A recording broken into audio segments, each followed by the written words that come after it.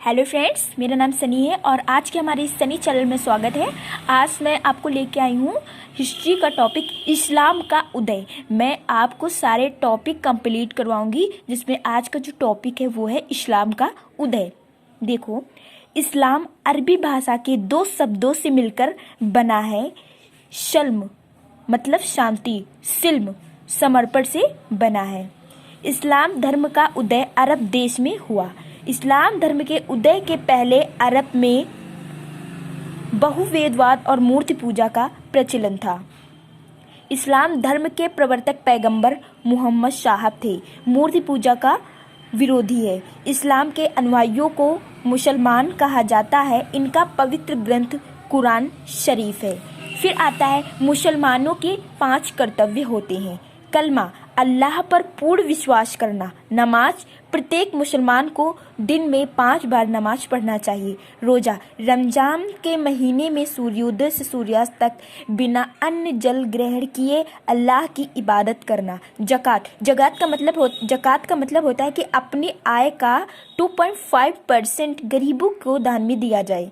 हज, प्रत्येक मुसलमान को जीवन में कम से कम एक बार हज यात्रा अवश्य करनी चाहिए।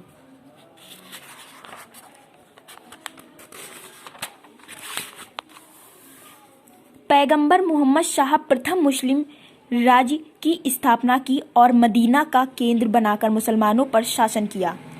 पैगंबर साहब ने धर्म राज्य अर्थात खिलाफत आंदोलन की स्थापना की। पैगंबर साहब के बाद खिलाफत के प्रमुख अंग को खलीफा कहा गया। पवित्र खलीफा किसे कहते हैं?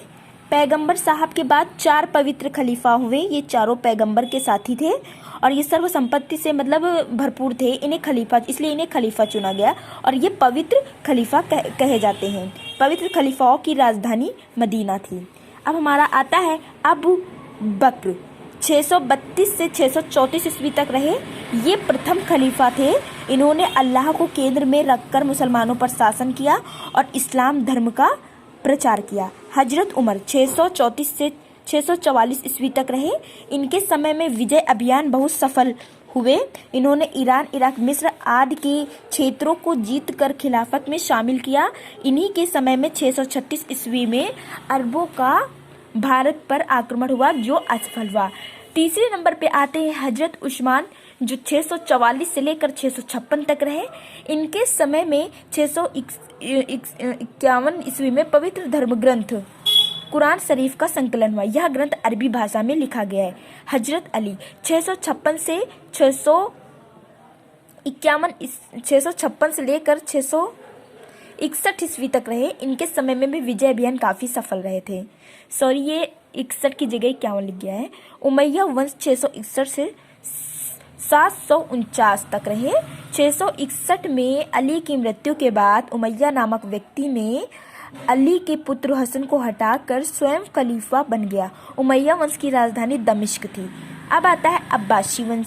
अब्बासी वंश 749 से लेकर 1258 तक रहा। अब्बासी ने ईरानियों की 749 ईस्वी में अब्बासी ने ईरानियों के सहयोग से उमैया वंश का अंत करके अब्बासी वंश की स्थापना की। अब्बासी वंश की राजधानी बगदाद थी। इस वंश का अंतिम खलीफा मुस्तकीम थे। धन्यवाद, और हम आपको मिलेंगे नई वीडियो के साथ। ये इस्लाम धर्म का पूरा कंप्लीट करा दिया है।